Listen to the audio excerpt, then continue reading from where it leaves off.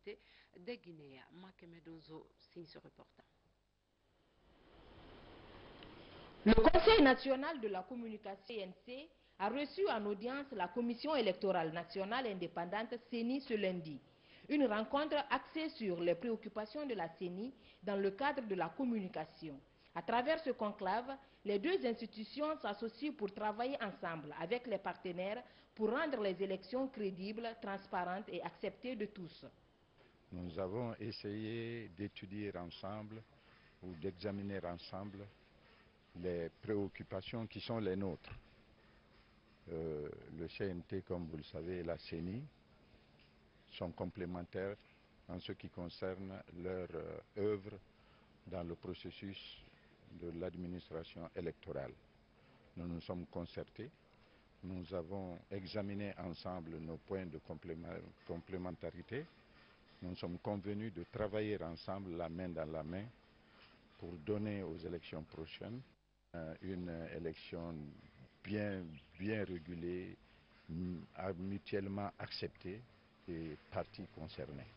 Donc il y a une nécessité indispensable de travailler ensemble et nous avons décidé de le faire. Qui parle d'élections transparentes parle de bonne communication également. L'audience a été clôturée par la visite d'un bâtiment au sein du CNC, un espace audiovisuel où les partis politiques devraient désormais enregistrer leurs messages avant la diffusion en période électorale. Ouverture à Conakry des journées d'évaluation des services déconcentrés relevant de la direction des impôts. La démarche vise à faire le point sur la situation des recettes. Le ministre délégué au budget qui a présidé l'ouverture des travaux, Alassane Diogobari. L'ouverture des travaux d'évaluation au titre de l'exercice fiscal 2012 du service des impôts regroupe les chefs de service et chefs de division de la DNI, les inspecteurs régionaux, les chefs de section des impôts, des préfectures, des communes et de la ville de Conakry. Une occasion pour les cadres de faire le point de la situation des recettes par rapport aux prévisions. Évaluer et tirer les leçons sur la mise en œuvre du plan d'action stratégique global de l'année tel que défini dans le contrat de performance signé entre le ministère délégué au budget et la Direction nationale des impôts au titre de l'exercice 2012. Dans le cadre de l'atteinte du point d'achèvement de l'initiative PPTE, les partenaires au développement, le FMI et la Banque mondiale, avaient assigné à la direction un objectif au titre du premier semestre 2012, un montant de 1500 milliards de francs guinéens, comme une des conditionnalités majeures, tant à la Guinée de bénéficier de l'allègement de ses dettes, qui étaient dans l'ordre de plus de 3,5 milliards de dollars US. Mais grâce au courage et à la détermination farouche de tous les travailleurs de la DNI, on a pu atteindre et dépasser cet objectif. Et à ce titre, DNI a réalisé 1652 milliards, soit un dépassement de 152 milliards de nos francs. Pendant 5 jours, les cadres des services des impôts vont se concerter et échanger sur des préoccupations quotidiennes liées à leurs activités de mobilisation de recettes. À ce stade, 92% des recettes sont déjà mobilisées par les impôts. Il reste donc 8% seulement à compléter, soit 293 milliards à recouvrer encore avant la fin du mois de décembre. Comme vous le savez, la Guinée vient d'atteindre le point d'achèvement de l'initiative PPT au mois de septembre dernier. Grâce à la nouvelle gouvernance économique impulsée par son Excellence Monsieur le Président de la République, le professeur Alpha Condé. Les présentes journées doivent s'inscrire dans cette logique de performance, dans la réalisation de vos objectifs, de mobilisation accrue des recettes. Elles ne doivent pas être réduites à un simple pointage entre les objectifs assignés et les réalisations effectives de chaque service communal ou préfectoral. Au moment où votre administration s'engage dans des réformes en profondeur relatives à la révision du Code général des impôts, à l'élaboration d'un livre de procédure fiscale ou la mise en place d'une nouvelle structure organisationnelle du service, il apparaît nécessaire qu'une telle retrouvaille soit mise à profit pour se concerter dans le cadre de groupes thématiques et échanger sur vos préoccupations quotidiennes. Enfin, le ministre délégué au budget a insisté sur les critères quantitatifs et qualitatifs tout en dénonçant le manque de personnel de qualité à l'intérieur du pays alors qu'il y a pléthore dans les services à Conakry. Et puis, après 10 ans de l'application de la méthode Reflect dans l'alphabétisation, le moment est venu de faire la restitution des acquis. Cette méthode développée par le réseau national des praticiens de l'approche Reflect en Guinée facilite l'acquisition des connaissances par méthode action. La rencontre a été présidée par le ministre de l'alphabétisation et de la promotion des langues nationales. Tcherno Younoussaba, reportage. Près de 12 000 nouveaux alphabets, dont 8 000 femmes, c'est le résultat des 10 ans d'application de la méthode Reflect dans le système d'apprentissage.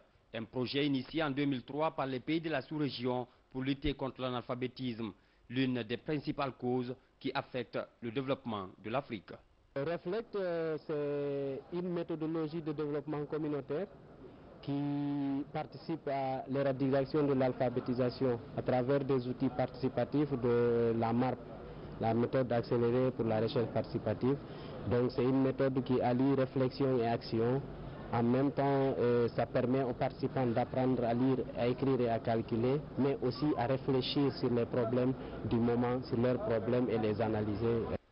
Estimé à 65%, le taux d'analphabétisme connaît une réduction importante ces années en Guinée. D'ailleurs, les partenaires décident de publier en 2013 les premiers résultats de cette étude appréciée par tous les acteurs. DVB International réitère aussi son attachement, sa disponibilité à soutenir les projets pertinents d'éducation des jeunes et des adultes dans le respect des droits humains, en collaboration avec le ministère en charge de l'alphabétisation, accompagné par les organisations de la société civile comme le réseau PAMOJA, comme le réseau REGA et tant d'autres. C'est dans ce document intitulé « Meilleures pratiques Reflect PAMOJA de l'Afrique de l'Ouest » que sont consignées les méthodes d'application du Reflect, un système qui contribue à l'amélioration du taux d'alphabétisation en Guinée. Et le ministre en charge du secteur s'en félicite.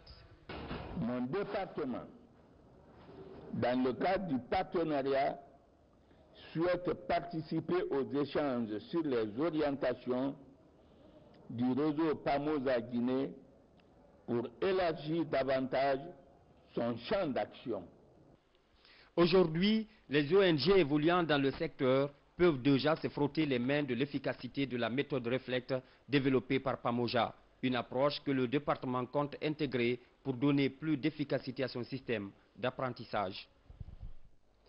L'actualité, c'est aussi la campagne de sensibilisation sur les 8 pratiques familiales essentielles organisée par le ministère du Plan en partenariat avec l'UNICEF. Cette campagne lancée dans la commune de Matam vise à faire approprier aux citoyens les notions d'hygiène. Tcherno Ousmane Diallo. 2500 personnes vont être touchées par cette campagne de sensibilisation sur ce qu'on appelle les pratiques familiales essentielles.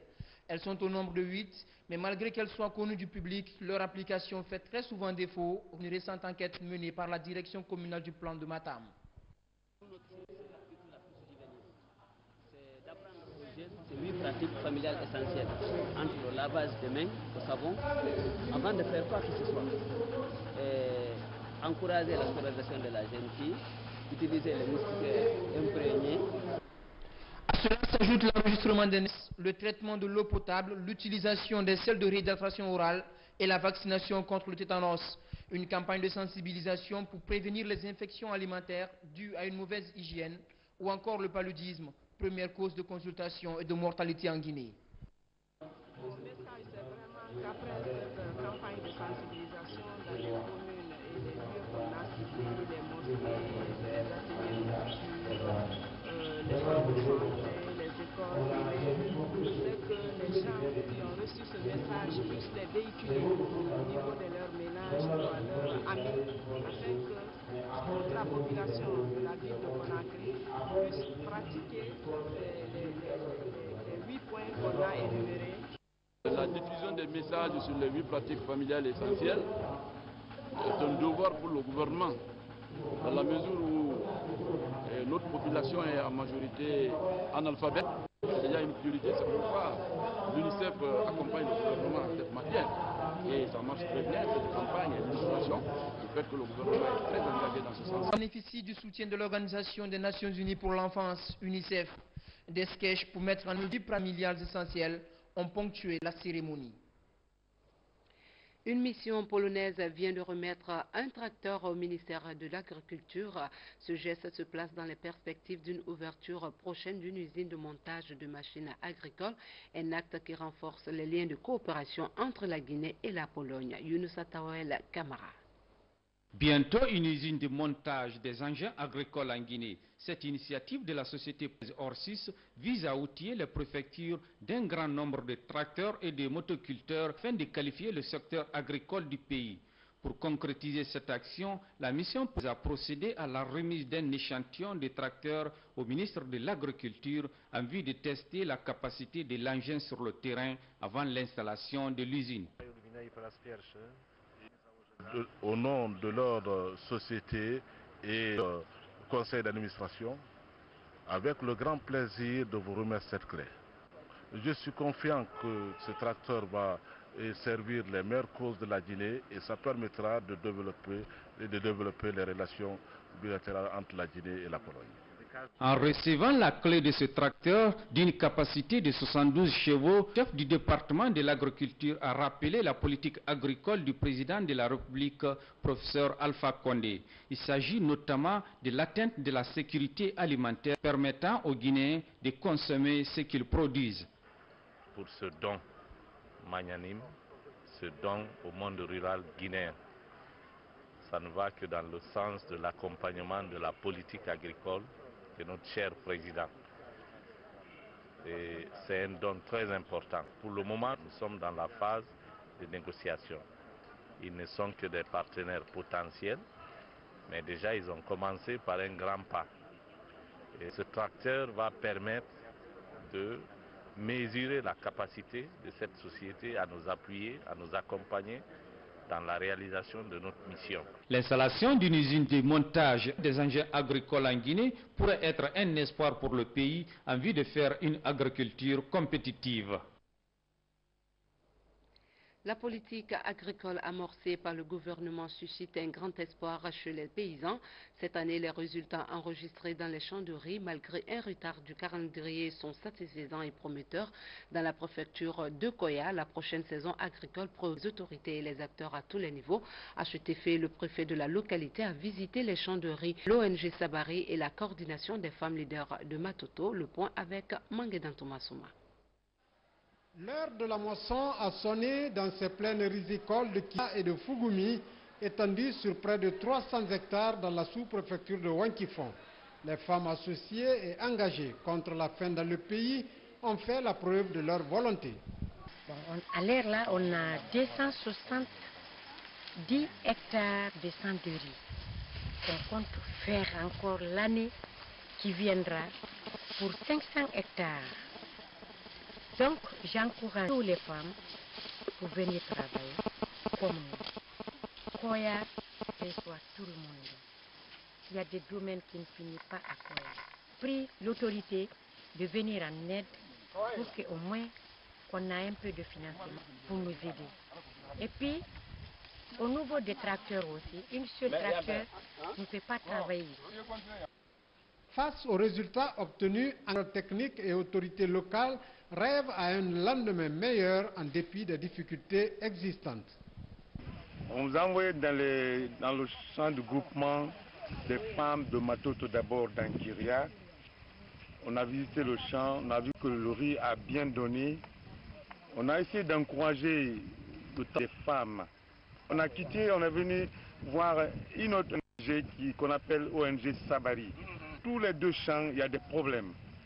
Non seulement on a eu tardivement et un seul tracteur n'a pas pu servir rapidement les différents champs. L'appel que nous lançons au gouvernement, c'est de nos paysans à avoir suffisamment de matériel pour qu'on mécanise l'agriculture. La course de fond entamée pour l'autosuffisance alimentaire s'intensifie donc avec l'implication des ONG et groupements des femmes et des jeunes du pays dans la pratique de la politique agricole voulue par le chef de l'État et le gouvernement de la Troisième République.